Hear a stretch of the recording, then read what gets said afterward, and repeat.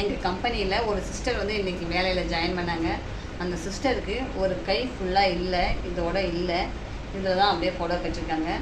இந்த கையில் இந்த 3 விரல் கிடையாது, இந்த 2 மட்டும்தான் இருக்குது.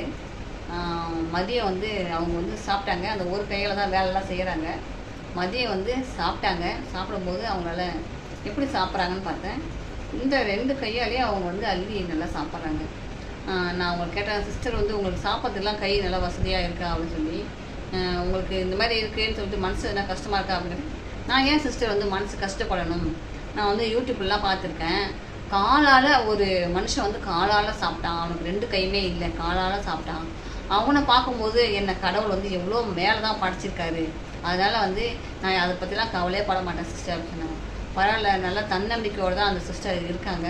நான் சொன்னேன், இதே போல் தாங்க எல்லாருக்குமே வந்து நமக்கு வந்து அது இல்லையே இது இல்லையே நம்ம நினச்சி அவங்க அப்படி இருக்காங்க இவங்க இப்படி இருக்காங்க அப்படின்னு நினச்சி நம்ம வந்து அடுத்தவங்கள பார்த்து நம்ம வந்து சங்கடப்பட்டு கிடக்கத்தோட நமக்கு கீழே இருக்கிறவங்கள பார்த்தாலே போதும் நாம் எவ்வளோ மேலே இருக்கோம் அப்படின்றது தெரியும்.